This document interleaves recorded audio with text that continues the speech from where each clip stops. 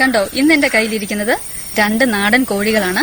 ഇന്ന് നമുക്ക് നല്ല അടിപൊളി നാടൻ കോഴിക്കറി ആയാലോ. Welcome back to Anu's magic plate. അപ്പോൾ ഇന്നത്തെ നമ്മുടെ ഐറ്റം എല്ലാവർക്കും മനസ്സിലായല്ലോ അല്ലേ?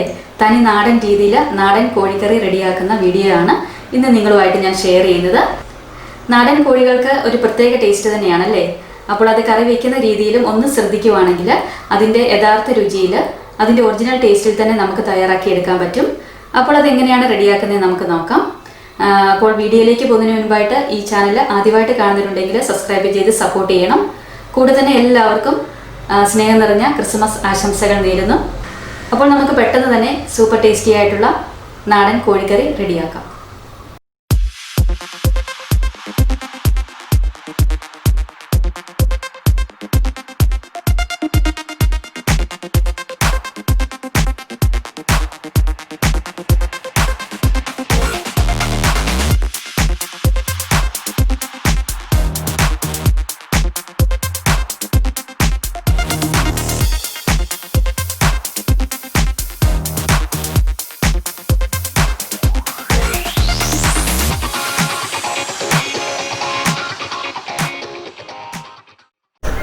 അപ്പോൾ ചിക്കൻ പീസുകളെല്ലാം നന്നായിട്ട് കഴുകി വാരി വെച്ചിട്ടുണ്ട്.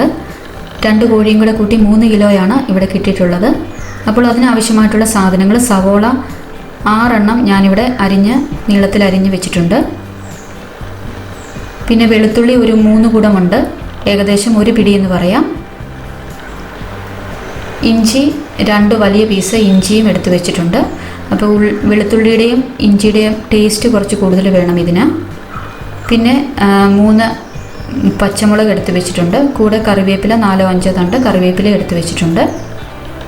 പൊടികളായിട്ട് മല്ലിപ്പൊടി 1 കിലോയ്ക്ക് 3 ടേബിൾ സ്പൂൺ കണക്കിന്, 3 കിലോ ആയതുകൊണ്ട് 9 ടേബിൾ സ്പൂൺ നിറച്ച് എടുത്ത് വെച്ചിട്ടുണ്ട്.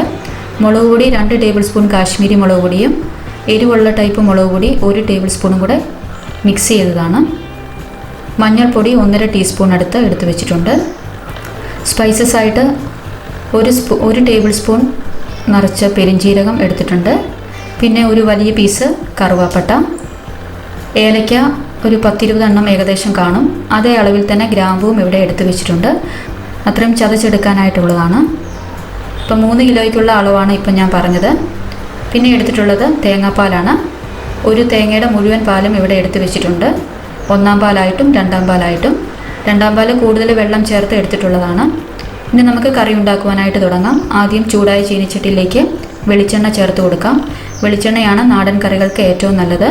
കൂടെ തന്നെ ഞാൻ 2 ടേബിൾ സ്പൂൺ നെയ്യും കൂടെ ചേർക്കുന്നുണ്ട്. എണ്ണ നന്നായിട്ട് ചൂടായിട്ട് വരുമ്പോഴത്തേക്കിന് കടുക് ചേർത്ത് കൊടുക്കാം. കടുക് പൊട്ടി വരുമ്പോഴത്തേക്കിന് അരിഞ്ഞു വെച്ചിരിക്കുന്ന സവോളയും ചേർത്ത് കൊടുക്കാം. കൂടെ തന്നെ കറിവേപ്പിലയും കൂടെ ഇട്ട് നന്നായിട്ട് മിക്സ് ചെയ്തെടുക്കാം. അപ്പം പെട്ടെന്നൊന്ന് വഴന്ന് കിട്ടുവാനായിട്ട് അല്പം ഉപ്പ് ചേർത്ത് കൊടുക്കുന്നുണ്ട്. ഒന്ന് വാടി വരുമ്പോഴത്തേക്കിന് പച്ചമുളക് ചേർത്ത് കൊടുക്കാം. പച്ചമുളക് നടുഭാഗം ഇതുപോലെ കീറിയെടുത്തതാണ്. അതും കൂടെ ചേർത്ത് കൊടുത്ത് നന്നായിട്ട് ഇളക്കി കൊടുക്കാം. അത്യാവശ്യം എരിവുള്ള ടൈപ്പ് മുളകാണ്. അപ്പോൾ ഒന്ന് വാടി വരുമ്പോഴത്തേക്കിന് ഇനി ചേർക്കാനുള്ളത് ഇഞ്ചിയും വെളുത്തുള്ളിയാണ്. ഇഞ്ചിയും വെളുത്തുള്ളിയും ഞാൻ ഇതുപോലെ ചതച്ചെടുത്തിട്ടുണ്ട്. മിക്സിയുടെ ജാറിലിട്ട് ഒന്ന് കറക്കിയെടുത്തതാണ്. അതും കൂടി ഇട്ട് നന്നായിട്ട് വഴറ്റിയെടുക്കാം. ആ പച്ചമണം ഒക്കെ മാറി വരുന്നിടം വരെ വഴറ്റി കൊടുക്കണം. ഇനി ഇതിലേക്ക് സ്പൈസസ് ആണ് ചേർക്കുന്നത്. അതും മിക്സിയുടെ ജാറിലിട്ട് ഒന്ന് കറക്കിയെടുത്തതാണ്. അതും കൂടെ ഇട്ട് നന്നായിട്ട് ഇളക്കി കൊടുക്കാം. ഇനി ഇതിലേക്ക് പൊടികൾ ചേർത്ത് കൊടുക്കാം. 1.5 ടീസ്പൂൺ മഞ്ഞൾപ്പൊടി, 9 ടേബിൾ സ്പൂൺ നിറച്ച് മല്ലിപ്പൊടി, പിന്നെ 2 ടേബിൾ സ്പൂൺ കാശ്മീരി മുളക് പൊടിയും 1 ടേബിൾ സ്പൂൺ എരിവുള്ള മുളക് പൊടിയും കൂടെ മിക്സ് ചെയ്തതാണ്. അപ്പോൾ ഈ മുളക് പൊടി നിങ്ങളുടെ ടേസ്റ്റിനനുസരിച്ച് ചേർത്ത് കൊടുക്കാം. എരിവ് കൂടുതൽ ആവശ്യമുള്ളവർക്ക് അതനുസരിച്ച് കൂടുതൽ അളവൊന്ന് കൂട്ടി കൊടുത്താൽ മതി. അപ്പോൾ നന്നായിട്ട് വഴറ്റി കൊടുക്കണം. അരപ്പ് നന്നായിട്ട് മൂക്കുന്ന അനുസരിച്ചാണ് കറിയുടെ ടേസ്റ്റ്. അരപ്പ് നന്നായിട്ട് മൂത്ത് വരണം. സ്വല്പം ഒന്ന് വെള്ളം ചേർത്തിട്ട് നന്നായിട്ട് മൂപ്പിച്ചെടുക്കാം. അത് നന്നായിട്ട് വഴന്ന് വരുമ്പോഴത്തേക്കിന് എണ്ണയൊക്കെ ഇങ്ങനെ തെളിഞ്ഞു വരും. അതുവരെ ഇളക്കി കൊടുക്കണം. അപ്പോൾ നന്നായിട്ട് റെഡിയായി കിട്ടിയിട്ടുണ്ട്. അപ്പോൾ അരപ്പ് നന്നായിട്ട് മൂത്ത് വന്നിട്ടുണ്ട്. ഇനി കുറച്ച് കൂടുതൽ വെള്ളം ചേർത്ത് ഗ്രേവി റെഡിയാക്കുവാണ്. അപ്പം ചിക്കൻ കറിക്ക് ആവശ്യമായിട്ടുള്ള ഗ്രേവി റെഡിയാക്കാം. അരപ്പ് റെഡിയായിട്ടുണ്ട്. ഇനി വേറൊരു പാത്രത്തിലേക്ക് ഇട്ടാണ് ചിക്കൻ വേവിച്ചെടുക്കുന്നത്. ഇനി അതിലേക്ക് നമ്മൾ തയ്യാറാക്കി വെച്ചിരിക്കുന്ന അരപ്പും കൂടെ ഇട്ട് ഇളക്കി കൊടുക്കാം.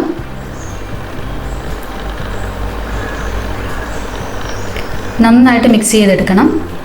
ആ അരപ്പ് ചിക്കൻ പീസുകളിൽ എല്ലായിടത്തും തന്നെ ചെല്ലുന്ന രീതിയിൽ നന്നായിട്ട് തന്നെ യോജിപ്പിച്ചെടുക്കണം.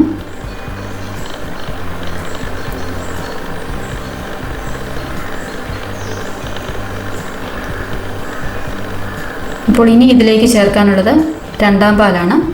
രണ്ടാം പാൽ കൂടുതൽ വെള്ളം ചേർത്ത് എടുത്തിട്ടുള്ളതാണ്. അതും കൂടെ ഒഴിച്ചു കൊടുക്കാം. ഇപ്പോൾ ഏകദേശം നേരത്തെ തന്നെ രണ്ടാം പാൽ ഒഴിച്ചു കൊടുത്തിട്ടുണ്ട്. അപ്പോൾ അത് തിളച്ച് കഴിയുമ്പം ചിക്കൻ പീസിൽ നിന്ന് തന്നെ വെള്ളം ഊറി വരും. അപ്പോൾ അതിലൊക്കെ കിടന്നാണ് ചിക്കൻ വേവിച്ചെടുക്കേണ്ടത്. അപ്പോൾ നമുക്ക് തിളയ്ക്കുന്നിടം വരെ ഒന്ന് മൂടി വയ്ക്കാം. ആ സമയത്ത് തീ നന്നായിട്ട് കൂട്ടി വയ്ക്കാൻ ശ്രദ്ധിക്കുക. തിളച്ച് കഴിഞ്ഞ് നമുക്ക് തീ കുറച്ച് വയ്ക്കാം.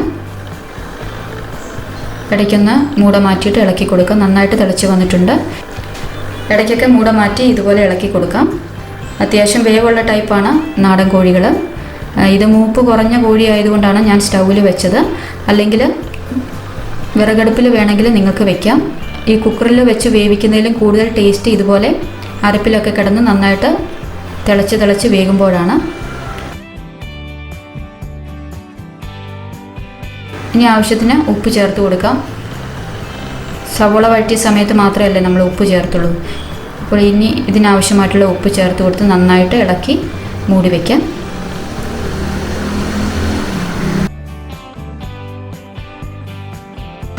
അപ്പോൾ ഏകദേശം വേവായിട്ടുണ്ട്.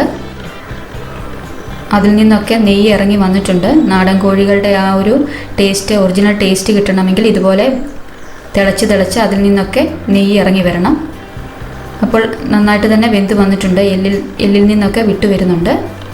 ഇനി നമുക്കിതിലേക്ക് ചേർക്കാനുള്ളത് തേങ്ങാപ്പാൽ, ഒന്നാം പാൽ ചേർത്ത് കൊടുക്കാം. അപ്പോൾ ചിക്കൻ പീസുകൾ നന്നായിട്ട് വെന്ത് വന്നതിന് ശേഷം മാത്രമാണ് ഒന്നാം പാൽ ചേർക്കേണ്ടത്. ഒന്നാം പാൽ ചേർത്ത് കഴിഞ്ഞ് അധികം തിളപ്പിക്കേണ്ട ആവശ്യമില്ല.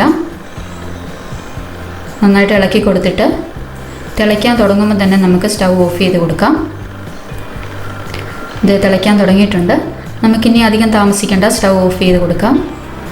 അപ്പോൾ ഏകദേശം തിളച്ച് കഴിഞ്ഞ് 45 മിനിറ്റിനുള്ളിൽ തന്നെ ഈ ചിക്കൻ വെന്ത് വന്നിട്ടുണ്ട്. അപ്പോൾ നല്ല അടിപൊളിയായിട്ടുള്ള നാടൻ കോഴിക്കറി ഇവിടെ റെഡിയായിട്ടുണ്ട്. എല്ലാവരും ട്രൈ ചെയ്ത് നോക്കണം. ഒരു 10-15 മിനിറ്റ് കഴിഞ്ഞ് നോക്കുമ്പോൾ ഇതുപോലെ കാണാം. എണ്ണയൊക്കെ നന്നായിട്ട് തെളിഞ്ഞ് ഗ്രേവിയൊക്കെ നല്ല തിക്കായിട്ടിരിപ്പുണ്ട്. ആ ചിക്കൻ പീസിൽ നിന്നൊക്കെ നെയ്യൊക്കെ നന്നായിട്ട് ഇറങ്ങി വന്നിട്ടുണ്ട്. അപ്പോൾ നാടൻ കോഴിക്കറിയുടെ യഥാർത്ഥ രുചിയിൽ തന്നെ നമ്മൾ തയ്യാറാക്കിയെടുത്തു. തേങ്ങാപ്പാലിലും അരപ്പിലും ഒക്കെ കിടന്ന് തിളച്ചാണ് അതിൻ്റെ ഒറിജിനൽ ടേസ്റ്റ് കിട്ടുന്നത്. അപ്പോൾ നിങ്ങളും നാടൻ കോഴിക്കറി റെഡിയാക്കുമ്പോൾ ഇതുപോലെ ഒന്ന് ചെയ്ത് നോക്കണം. നിങ്ങൾക്ക് ഉറപ്പായിട്ട് ഇഷ്ടപ്പെടും. അപ്പോൾ ഈ റെസിപ്പി ഇഷ്ടമായെങ്കിൽ ലൈക്ക് ചെയ്യാനും ഷെയർ ചെയ്യാനും മറന്നു പോകരുത്. കൂടെ നിങ്ങളുടെ വിലയേറിയ കമൻസും ഞാൻ പ്രതീക്ഷിക്കുന്നു. അപ്പോൾ ഇനി വേറൊരു പുതിയ റെസിപ്പിയായിട്ട് നമുക്ക് വീണ്ടും കാണാം. Thanks for watching. ബൈ.